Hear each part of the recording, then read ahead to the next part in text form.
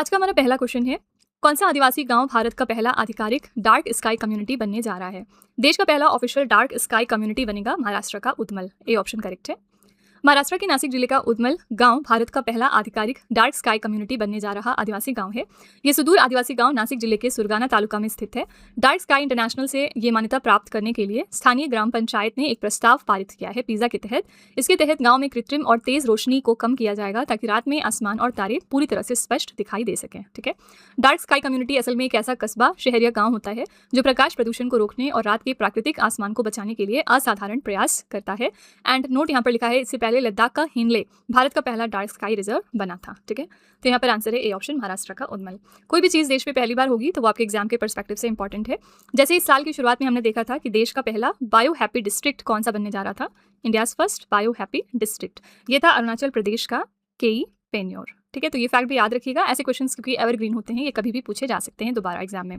तो केई पेन्योर कहाँ पर है, ये अरुणाचल प्रदेश में है। अरुणाचल प्रदेश के बारे में एक करंट अफेयर्स जो बहुत ही इंपॉर्टेंट है और आपको बिल्कुल नहीं भूलना है, वो क्या है, यहाँ पर हमारी 101वीं नंबर की रामसर साइट बन चुकी है ग्लॉ लेक। ठीक है, तो ये फैक्ट भी याद में रखिएगा। चलिए हम इसी के साथ 2026 की कुछ चीज़ें रिवाइज कर लेते हैं जो भारत में पहली बार हुई हैं। भारत का पहला एआई संचालित पक्षी अभ्यारण्य किस राज्य में स्थापित हो रहा है, तो महाराष्ट्र में। किस राज्य ने आवारा कुत्तों की समस्या से निपटने के लिए अपना पहला डॉग सैंक्चुरी लॉन्च कर दिया है, ये राज्य है पंजाब। किस राज्य ने अरालम वन्यजीव अभ्यारण्य को अपना पहला आधिकारिक तितली अभ्यारण्य घोषित किया, ये राज्य है केरला। किस राज्य सरकार ने देश का पहला मानव हाथी संघर्ष अनुसंधान केंद्र स्थापित करने की घोषणा की है, ये है झारखंड। भारत का पहला राष्ट्रीय गहरे समुद्र के जीव जंतुओं का भंडार घोषित किया गया भावसागर केंद्र कहाँ पर स्थित है, ये केरला के कोची में है। भारत का पहला सैटेलाइट टैग वाला गंगा सॉफ्ट शेल कछुआ किस राष्ट्रीय उद्यान में छोड़ा गया है, तो असम के काजीरंगा राष्ट्रीय उद्यान में। नेक्स्ट है, वातावरण से कार्बन डाइऑक्साइड को सोखने के लिए भारत का पहला शैवाल वृक्ष यानी एल्गी ट्री कहाँ पर स्थापित किया गया है, तो मध्य प्रदेश के भोपाल शहर में। और लास्ट है, भारत का कौन सा रेलवे डिपो देश का पहला जल तटस्थ डिपो बन गया है, ये है अहमदाबाद का कांकड़िया डिपो। ठीक है, तो ये कुछ चीज़ें हैं जो 2026 में भारत में पहली बार हुई हैं। नेक्स्ट है, 15 अगस्त 2026 को स्वतंत्रता दिवस के अवसर पर प्रधानमंत्री नरेंद्र मोदी ने भारत के समग्र विकास और विकसित भारत के लक्ष्य को हासिल करने के लिए किस विजन की घोषणा की है, तो यहाँ पर अनाउंस हो गया है हमारा सप्तधारा दृष्टिकोण यानी सप्तधारा विजन। प्रधानमंत्री नरेंद्र मोदी ने 15 अगस्त 2026 को अपने स्वतंत्रता दिवस संबोधन में विकसित भारत @2047 के लक्ष्य को प्राप्त करने के लिए 7 प्रमुख विकास क्षेत्रों वाले सप्तधारा विजन की घोषणा कर दी है। इसका उद्देश्य है अगले 5 से 7 वर्षों में देश को नई तकनीकी और आर्थिक ऊंचाइयों पर ले जाना। सप्तधारा के 7 प्रमुख आधार कौन कौन से हैं, उत्पादन यानी मैन्युफैक्चरिंग, दूसरा है कृषि यानी फार्मिंग, तीसरा है तकनीक यानी टेक्नोलॉजी, चौथा है गतिशक्ति, पांचवा है रक्षा शक्ति यानी डिफेंस, छठा है ग्रीन इकोनॉमी और सातवां है सॉफ्ट पावर। ये इसके 7 प्रमुख आधार हैं। ठीक है, तो आंसर यहाँ पर हो जाएगा डी ऑप्शन सप्तधारा विजन। इस साल हमने कौन सा एडिशन बनाया है स्वतंत्रता दिवस का, इस साल हमारा 80वें नंबर का स्वतंत्रता दिवस था जो हमने 2026 में सेलिब्रेट किया अभी कुछ दिनों पहले। और यहाँ पर याद रखिएगा कि लाल किले की प्राचीर से पहली बार कौन सा गीत गाया गया इस ओकेजन पर, तो ये था वंदे मातरम। ये क्वेश्चन एग्जाम में पूछा जा सकता है। क्वेश्चन नंबर 3 है, कैनेडियन ओपन टेनिस 2026 में महिला एकल का खिताब किसने जीत लिया है। कैनेडियन ओपन टेनिस 2026 में महिला एकल का खिताब जीता ईगा स्वियाटेक ने। सी ऑप्शन करेक्ट है। पोलैंड की स्टार हैं ईगा स्वियातेक। इन्होंने वर्ष 2026 के कैनेडियन ओपन टेनिस टूर्नामेंट में महिला एकल का खिताब जीत लिया और फाइनल्स में इन्होंने हराया एलेना रायबकीना को, जो कि कजाकिस्तान देश की प्लेयर हैं। अन्य विजेताओं की सूची देखते हैं इस इवेंट में। पुरुष एकल में विजेता थे बेन शेल्टन संयुक्त राज्य अमेरिका से। पुरुष युगल में विजेता थे ऑरलैंडो लूज और राफेल माटोस ब्राजील से। महिला युगल में विजेता रही कैटरीना सिनियाकोवा चेक रिपब्लिक और झांग शुवाई चीन से। ठीक है, ज्यादातर आपसे महिला एकल और पुरुष एकल ही एग्जाम में पूछते हैं उनकी कंट्री के साथ। ओके, तो यहाँ पर करेक्ट आंसर आपका हो जाएगा सी ऑप्शन ईगा स्वियातेक। कौन से कंट्री को बिलोंग करती हैं, ये पोलैंड से हैं। यहाँ पर जैसे ही आपने एलेना रायबकीना को देखा, आपको तुरंत इस साल का ऑस्ट्रेलियन ओपन याद आना चाहिए 2026 का, क्योंकि जो इसमें महिला एकल का खिताब था वो एलेना रायबकीना ने जीता था और इन्होंने फाइनल्स में किसको हराया था, इन्होंने फाइनल्स में हराया था अराइना सबालेंका को। ठीक है, और अराइना सबालेंका ये कौन से देश की प्लेयर हैं, ये बेलारूस देश की प्लेयर हैं। यहाँ पर मेन सिंगल्स टाइटल की बात कर लेते हैं ऑस्ट्रेलियन ओपन में, तो विनर कौन थे, मेन सिंगल्स जीता था कार्लोस अल्कराज ने। कार्लोस अल्कराज कौन से देश के खिलाड़ी हैं, ये स्पेन के प्लेयर हैं। इन्होंने फाइनल्स में नोवाक जोकोविच को हराया था जो कि सर्बिया देश के प्लेयर हैं। ठीक है, तो इसी के साथ हमने अपना ऑस्ट्रेलियन ओपन भी रिवाइज कर लिया। अगला है, पाकिस्तान ने वर्ष 2029 में चीन के चांग E8 अंतरिक्ष यान के साथ चंद्रमा पर भेजे जाने वाले अपने पहले चंद्र रोवर का क्या नाम रखा है, तो ये पाकिस्तान का पहला ल्यूनार रोवर है जो कि भेजा जाएगा मून पर इन 2029 अलोंगसाइड चाइना के चैंग E8 स्पेसक्राफ्ट। इसका नाम इन्होंने रखा है जिन्ना 1। पाकिस्तान ने वर्ष 2029 में चीन के चांग E8 अंतरिक्ष यान के साथ चंद्रमा पर भेजे जाने वाले अपने पहले चंद्र रोवर का नाम जिन्ना 1 रख दिया है। इस नाम की घोषणा पाकिस्तान के अंतरिक्ष अनुसंधान आयोग द्वारा की गई है।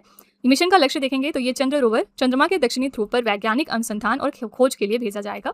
जिन्ना 1 चंद्रमा की सतह के भू विज्ञान, प्लाज्मा और वहां के विकिरण वातावरण का अध्ययन करेगा। ठीक है, तो आंसर यहाँ पर था सी ऑप्शन जिन्ना 1। चाइना और पाकिस्तान के रिगार्डिंग करंट अफेयर्स याद रखिएगा। चाइना ने अभी कुछ दिनों पहले अपने तियानगोंग मिशन के लिए 2 एस्ट्रोनॉट्स पाकिस्तान से सिलेक्ट किए हैं, ठीक है। इनके नाम जरूर याद रखिएगा। इनके नाम क्या क्या हैं? पहले हैं यहाँ पर मिस्टर खुर्रम दाऊद और दूसरे जो पर्सन हैं उनका क्या नाम है? मोहम्मद जीशान अली, ठीक है। तो ये दोनों पर्सन पाकिस्तान से हैं, पाकिस्तान के एस्ट्रोनॉट्स हैं। इनको चाइना ने चूज़ किया है अपने तियानगोंग मिशन के लिए, ओके। और साथ ही याद रखिएगा कि पाकिस्तान जो है वो शंघाई कोऑपरेशन ऑर्गेनाइजेशन के लिए प्रेसिडेंट रहेगा अगले साल यानी 2027 में। कमेंट में जरा बताइएगा कि 2026 में एससीओ की प्रेसिडेंसी किस कंट्री के पास है, ठीक है। क्वेश्चन नंबर 5 है, एशिया का पहला रेगिस्तान थीम वाला ड्राइव थ्रू नाइट सफारी और जूलॉजिकल पार्क कहाँ पर बनाया जा रहा है? ये एशिया का पहला डेजर्ट थीम पर created drive through night safari है और इसको बनाया जाएगा गुजरात के जूना डीसा में। एशिया का पहला रेगिस्तान थीम वाला ड्राइव थ्रू नाइट सफारी और जूलॉजिकल पार्क गुजरात के बनासकांठा जिले के डीसा शहर में बनाया जा रहा है। यह आधुनिक पार्क लगभग 103 हेक्टेयर सरकारी भूमि पर फैला होगा, जिसे 542.14 करोड़ रुपए की अनुमानित लागत से विकसित किया जा रहा है। इस परियोजना में पर्यटकों के लिए एक अलग डे चिड़ियाघर और सूर्यास्त के बाद रात्रिचर जीवों को देखने के लिए 5 विशेष नाइट सफारी बाड़े शामिल होंगे, ठीक है। तो यहाँ पर आंसर है डी ऑप्शन, गुजरात के जूना डीसा में इसको क्रिएट किया जाएगा। कुछ दिनों पहले हमने ये भी देखा था कि देश का पहला high altitude wild life safari कहाँ पर क्रिएट होगा? High altitude wild life safari ये लद्दाख में बनाई जाएगी, ठीक है। और इसी के साथ हमारी पहली नाइट सफारी कहाँ पर बन रही है? ये लखनऊ के कुकरेल में बन रही है। तो ये सब अलग अलग करंट अफेयर्स हैं सफारी से रिलेटेड, याद रखिएगा, ठीक है। क्वेश्चन नंबर 6 है, अगस्त 2026 में कोचीन शिपयार्ड लिमिटेड ने 7000 DWT क्षमता वाली HS इको फ्राइटर श्रृंखला का दूसरा आइस क्लास पोत MS मारिया किस देश की HS शिफार्ट्स फर्म को सौंपा है? आपको सिंपली बताना है कि HS शिफार्ट्स ये कौन सी कंट्री की फर्म थी। आंसर यहाँ पर है डी ऑप्शन, जर्मनी। तो कोचीन शिपयार्ड लिमिटेड ने अगस्त 2026 में 7000 DWT क्षमता वाला आइस क्लास पोत MS मारिया जर्मनी देश की shipping firm HS शिफार्ट्स UG and company KG को सौंपा है। ये पोत कोचीन शिपयार्ड लिमिटेड द्वारा इस जर्मन कंपनी के लिए बनाए जा रहे कुल 8 बहुउद्देशीय जहाजों की HS इको फ्रेटर श्रृंखला का दूसरा जहाज है। इस आधुनिक और ईंधन कुशल पोत को नीदरलैंड की कंपनी ग्रूट शिप डिजाइन द्वारा डिजाइन किया गया है, ठीक है। तो यहाँ पर आंसर था डी ऑप्शन, जर्मनी।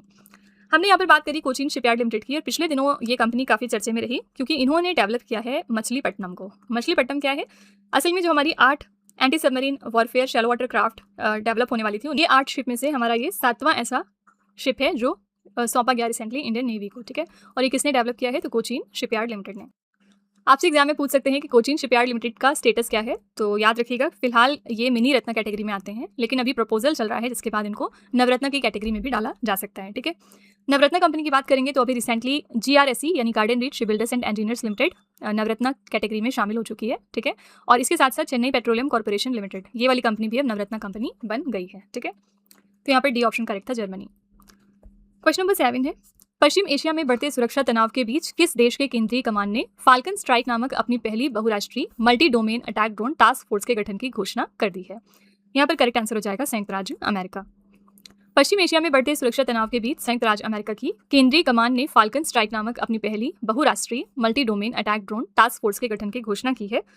और उद्देश्य इसका क्या रहेगा? अमेरिका और क्षेत्रीय साझीदारों के मानव रहित सिस्टम हवाई, समुद्री और समुद्र के नीचे को एकीकृत करके एक प्रभावी डिफेंस नेटवर्क तैयार करना। इसका संचालन अमेरिकी स्पेशल ऑपरेशंस कमांड सेंट्रल के कर्मियों द्वारा किया जाएगा। तो यहाँ पर करेक्ट आंसर है डी ऑप्शन, संयुक्त राज्य अमेरिका। अगर आपको याद हो पिछले दिनों मक्का ज्वाइंट डिक्लेरेशन साइन हुआ है 3 कंट्रीज के बीच में, और ये 3 कंट्रीज कौन सी थी? सऊदी अरब, टर्की और पाकिस्तान, ठीक है। इस एग्रीमेंट का पर्पस क्या रहेगा? किसी भी एक देश पर अगर हमला हुआ इन तीनों में से तो वो तीनों देशों पर हमला माना जाएगा और तीनों देश मिलकर उसका मुकाबला करेंगे, ठीक है। तो याद रखिएगा मक्का ज्वाइंट डिफेंस एग्रीमेंट साइन हुआ है सऊदी अरब, टर्की और पाकिस्तान के बीच में। क्वेश्चन नंबर 8 है, अगस्त 2026 में रूस ने यूक्रेन के सरकारी बैंक ओशात बैंक से जुड़े अंतर्राष्ट्रीय निवेश विवाद में भारत के किस पूर्व मुख्य न्यायाधीश को अपना आर्बिट्रेटर नियुक्त किया है? तो यहाँ पर बात हो रही है जस्टिस DY चंद्रचूड़ की, डी ऑप्शन करेक्ट है। अगस्त 2026 में रूस ने भारत के पूर्व मुख्य न्यायाधीश धनंजय यशवंत चंद्रचूड़ को यूक्रेन के सरकारी बैंक ओशट बैंक से जुड़े अंतर्राष्ट्रीय निवेश विवाद में अपना मध्यस्थ नियुक्त कर दिया है। ये मामला 2022 में रूसी सैन्य कार्रवाइयों के दौरान दोनेत्स्क, लुहांस्क, खेरकसान और जापोरिजिया क्षेत्रों में ओशाट बैंक की संपत्तियों और कारोबार को हुए नुकसान के मुआवजे से जुड़ा है, ठीक है। रूस की राजधानी क्या है? मॉस्को। यहाँ पर मुद्रा चलती है रूबल। करेक्ट आंसर हो जाएगा B option, justice DY Chandrachud. अभी रिसेंटली एक और जज हैं जो काफ़ी न्यूज़ में आई और ये ज़ाम्बिया से रिलेटेड हैं। ज़ाम्बिया कंट्री में पहली बार इंडियन ओरिजिन की एक फीमेल जज अपॉइंट हो गई हैं और इनका नाम याद रखना आपके लिए ज़रूरी है। इनका नाम है जस्टिस आभा नायर पटेल, ठीक है। ये इंडियन ओरिजिन की पहली फीमेल जज हैं जो ज़ाम्बिया के कोर्ट में अपॉइंट हुई हैं। और अभी इंडिया के अंदर अगर हम बात करेंगे तो आंध्र प्रदेश हाई कोर्ट में पहली बार एक फीमेल चीफ जस्टिस अपॉइंट हुई हैं और इनका नाम है जस्टिस लीजा गिल, ठीक है। ये भी चर्चे में थी। और ओवरऑल हमारे चीफ जस्टिस ऑफ इंडिया फिलहाल कौन है? जस्टिस सूर्यकांत। इन्होंने किसको रिप्लेस किया था? इन्होंने जस्टिस बी आर गवाई को रिप्लेस किया था और इसी के साथ जस्टिस सूर्यकांत हमारे 53वें नंबर के मुख्य न्यायाधीश हैं। क्वेश्चन नंबर 9 है, अगस्त 2026 में केंद्रीय वस्त्र मंत्री गिरिराज सिंह ने हथकरघा हाट हथकरघा अनुभव केंद्र का उद्घाटन कहां पर कर दिया है? हैंडलूम हाट हैंडलूम एक्सपीरियंस सेंटर का इनॉग्रेशन रिसेंटली हो गया नई दिल्ली के जनपद पे। अगस्त 2026 में केंद्रीय वस्त्र मंत्री गिरिराज सिंह ने हथकरघा हाट हथकरघा अनुभव केंद्र का उद्घाटन नई दिल्ली में जनपद पर किया। इसका मुख्य उद्देश्य था भारत की समृद्ध हथकरघा विरासत को बढ़ावा देना और पारंपरिक ज्ञान को समकालीन डिजाइन उद्यम तथा खुदरा व्यापार के साथ एक ही छत के नीचे प्रदर्शित करना। तो यहाँ पर करेक्ट आंसर है बी ऑप्शन, नई दिल्ली के जनपद में रिसेंटली इसका इनॉग्रेशन हुआ है। नेक्स्ट है, अगस्त 2026 में हिमालय क्षेत्र में प्रचलित पारंपरिक चिकित्सा पद्धति सोवा रिक्पा के प्रचार और संरक्षण के लिए वर्ष 2025 का केंद्र शासित प्रदेश लद्दाख राज्य पुरस्कार किसे प्रदान किया गया? तो इस साल लद्दाख स्टेट अवार्ड 2025 के लिए दिया गया है डॉक्टर पद्मा गुरमीत को। बी ऑप्शन करेक्ट है। अगस्त 2026 में वर्ष 2025 का केंद्र शासित प्रदेश लद्दाख राज्य पुरस्कार लेह स्थित राष्ट्रीय सोवा रिक्पा संस्थान के निदेशक डॉक्टर पद्मा गुरमीत को दिया गया। उन्हें सम्मान सोवा रिक्पा पारंपरिक चिकित्सा पद्धति के संरक्षण, प्रचार और विकास में उनके विशेष योगदान के लिए मिला है। लद्दाख के उपराज्यपाल हैं मिस्टर विनय कुमार सक्सेना। इन्होंने 36 व्यक्तियों को वर्ष 2022 और 25 के लिए केंद्र शासित प्रदेश लद्दाख राज्य पुरस्कार प्रदान किए हैं। लद्दाख की राजधानी यहाँ पर लेह है और यहाँ पर ये केंद्र शासित प्रदेश कब बना था? 31 अक्टूबर 2019 को। ठीक है, लद्दाख के बारे में 2 इंपॉर्टेंट करंट अफेयर्स हैं जो आपको याद रखना है। पहली बात यह कि यहाँ पर अभी तक सिर्फ 2 जिले हुआ करते थे, लेह और कारगिल, लेकिन अब यहाँ पर 5 और नए जिले फॉर्म किए जाएंगे और यहाँ पर टोटल जिलों की संख्या 7 हो जाएगी। दूसरी इंपॉर्टेंट बात यह है कि यहाँ पर अभी रिसेंटली बात हुई है कि देश का पहला high altitude wild life safari यहाँ पर क्रिएट होगा। अभी पीछे भी हमने इसके बारे में बात की है। ठीक है, और यहाँ पर उपराज्यपाल कौन है? मिस्टर विनय कुमार सक्सेना। ये भी 2026 में अपॉइंट हुए हैं और इन्होंने किसको रिप्लेस किया था? याद रखिएगा, इन्होंने मिस्टर कविंदर गुप्ता को रिप्लेस किया है। ठीक है, क्वेश्चन नंबर 11 है, अगस्त 2026 में केंद्र सरकार ने देश में शिपिंग कंटेनरों के घरेलू उत्पादन को बढ़ावा देने के लिए 5 साल की अवधि हेतु 10,000 करोड़ रुपए के परिव्यय के साथ किस योजना को मंजूरी दे दी है? तो यहाँ पर अप्रूव हो गया है कंटेनर विनिर्माण सहायता योजना। ए ऑप्शन करेक्ट है। Container manufacturing assistance scheme English में ऐसे पढ़ेंगे और ये घोषणा हुई है केंद्रीय बजट 2026 और 27 में। प्रस्तावित योजना का 5 वर्षों में 10,000 करोड़ रुपए का परिव्यय रहेगा। इस योजना का लक्ष्य क्या है? भारत की वार्षिक शिपिंग कंटेनर उत्पादन क्षमता को करीब 10 गुना बढ़ाकर 7.5 लाख TEUs करना तथा आयात पर निर्भरता को घटाना। नोडल एजेंसी इसकी है बंदरगाह जहाजरानी और जलमार्ग मंत्रालय यानी ministry of port shipping and waterways. इसके मिनिस्टर कौन है? हमारे मिस्टर सर्बानंद सोनोवाल। जितने भी मिनिस्ट्रीज होती हैं उनमें मिनिस्टर्स के नाम आपको याद रखना चाहिए। ठीक है, करेक्ट आंसर यहाँ पर हो जाएगा ए ऑप्शन। क्वेश्चन नंबर 12 है, उत्तराखंड हाईकोर्ट को नैनीताल से किस स्थान पर स्थानांतरित किया जाएगा? उत्तराखंड हाईकोर्ट अब शिफ्ट हो रहा है, नैनीताल से शिफ्ट हो रहा है हल्द्वानी की तरफ। ठीक है, लामत चौड़ में। उत्तराखंड सरकार ने नैनीताल स्थित हाईकोर्ट को हल्द्वानी स्थानांतरित करने की प्रक्रिया को औपचारिक मंजूरी दे दी है। ये नया परिसर हल्द्वानी रुद्रपुर राजमार्ग यानी NH-05 के पास लामा चौड़ में तराई पूर्वी वन प्रभाग की भाखड़ा रेंज की 30 हेक्टेयर वन भूमि पर बनाया जाएगा। भारत के उच्च न्यायालय संविधान के अनुच्छेद नंबर 214 के तहत स्थापित होते हैं। ठीक है, उत्तराखंड उच्च न्यायालय का फॉर्म हुआ था 9 नवंबर 2000 को। वर्तमान में यहाँ पर मुख्य न्यायाधीश कौन है? मिस्टर मनोज कुमार गुप्ता। ठीक है, किसी भी स्टेट के बारे में आपको 3 चीजें जरूर पता होनी चाहिए। कैपिटल क्या है वहाँ पर, फिर वहाँ पर चीफ मिनिस्टर कौन है और गवर्नर कौन है। ठीक है, तो अभी हमने देखा था कि यहाँ पर जो चीफ मिनिस्टर है वो कौन है? मिस्टर पुष्कर सिंह धामी यहाँ पर चीफ मिनिस्टर है। और साथ ही साथ यहाँ पर हम बात करेंगे गवर्नर की, तो गवर्नर कौन है? लेफ्टिनेंट जनरल गुरमीत सिंह यहाँ पर फिलहाल गवर्नर है। ठीक है, कैपिटल याद रखिएगा कि यहाँ पर 2 है। ठीक है, पहले जो विंटर्स की कैपिटल इसकी वो है देहरादून और यहाँ पर समर्स में इसकी कैपिटल क्या हो जाती है? समर में कैपिटल हो जाती है गैरसैंण। ठीक है, इसी तरह से हमने अभी कुछ दिनों पहले देखा था कि जो आंध्र प्रदेश राज्य है हमारा, यहाँ पर 3 कैपिटल का पहले सिस्टम होता था, लेकिन अभी यहाँ पर सिर्फ एक और परमानेंट इसकी कैपिटल कर दी गई है अमरावती। ठीक है, ये फैक्ट जरूर याद रखिएगा, एग्जाम में पूछा गया क्वेश्चन है। ओके, क्वेश्चन नंबर 13 है, अगस्त 2026 में किस संस्थान की स्पायर लैब ने आर्ट पार्क और गूगल के सहयोग से श्रवानी नामक open source voice AI model जारी किया है? तो ये रिसेंटली जारी कर दिया है Indian Institute of Science Bengaluru ने। अगस्त 2026 में भारतीय विज्ञान संस्थान बेंगलुरु की स्पायर लैब ने आर्ट पार्क और गूगल के सहयोग से श्रवानी नामक open source voice AI model जारी किया। ये मॉडल 65 भारतीय भाषाओं और बोलियों को सपोर्ट करता है, जिसमें 20 अनुसूचित भाषाएं और 45 क्षेत्रीय बोलियां शामिल हैं, जैसे गारो, अंगिका, चकमा, कोक बोरोक, तुलु, बुंदेली और बजिका। इसमें ऑटोमेटिक लैंग्वेज आइडेंटिफिकेशन की सुविधा है, जिससे यूजर को बोलने से पहले मैनुअल रूप से भाषा चुनने की आवश्यकता नहीं होती है। ठीक है, तो यहाँ पर करेक्ट आंसर है C option, Indian Institute of Science Bengaluru. हम जानते हैं कि आजकल आर्टिफिशियल इंटेलिजेंस बहुत ज़्यादा न्यूज़ में है, तो आपको याद रखना है कि यूके में इंडियन ओरिजिन के पहले AI मिनिस्टर कौन अपॉइंट हो गए हैं। इनका नाम याद रखना है आपको, इनका नाम है मिस्टर कनिष्का नारायण। ठीक है, और इसी के साथ कौन सा पहला स्टेट है इंडिया का जिन्होंने AI पोर्टफोलियो बनाया है? तो ये राज्य है केरलम। ठीक है, और यहाँ पर जो पहले AI मिनिस्टर बने थे इनका नाम क्या था? इनका नाम है PK कुन्हाली कुट्टी। ठीक है, तो इनका नाम जरूर याद रखिएगा, ये केरला के पहले AI मिनिस्टर हैं। नेक्स्ट है अगस्त 2026 में किस भारतीय शोधकर्ता के नेतृत्व में वैज्ञानिकों की टीम ने पूर्वोत्तर भारत में कैस्केड मेढकों की 3 नई प्रजातियों की खोज कर ली है। यहाँ पर आंसर हो जाएगा प्रोफेसर एस.डी. बीजू। अगस्त 2026 में वैज्ञानिकों की टीम ने पूर्वोत्तर भारत और पश्चिम बंगाल में कैस्केड मेढकों की 3 नई प्रजातियां खोज ली हैं। ये महत्वपूर्ण खोज दिल्ली विश्वविद्यालय के पर्यावरण अध्ययन विभाग के प्रोफेसर एस.डी. बीजू के नेतृत्व में वैज्ञानिकों की टीम द्वारा की गई है। 3 नई खोजी गई प्रजातियां कौन सी हैं? पहला है अमाची कैस्केड फ्रॉग, इसे त्रिपुरा की जम्पुई पहाड़ियों में खोजा गया। दूसरा है सेंडेन्यू कैस्केड फ्रॉग, इसे नागालैंड के सेंडेन्यू गांव में खोजा गया है।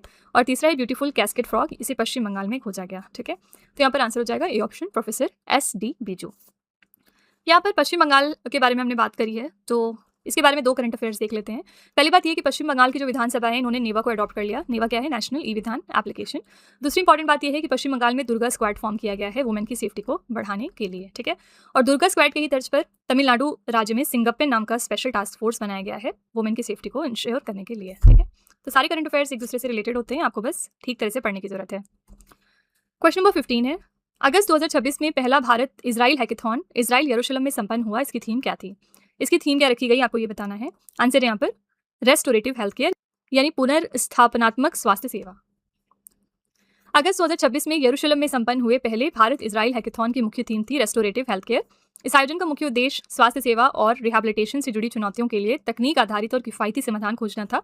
इस हैकेथॉन में दोनों देशों के 1300 से अधिक युवा छात्रों और 9 प्रवर्तकों ने हिस्सा लिया है। बात करेंगे इजराइल की, तो इजराइल की राजधानी है यरूशलेम और यहाँ पर मुद्रा चलती है इजरायली नई शेकेल। ठीक है, तो यहाँ पर करेक्ट आंसर था B option, restorative health care. तो फ्रेंड्स, ये थे आज के हमारे most important 15 current affairs. I really hope कि आपको ये हमारा सेशन पसंद आया होगा और आप जरूर कुछ ना कुछ नया सीख कर जा रहे होंगे।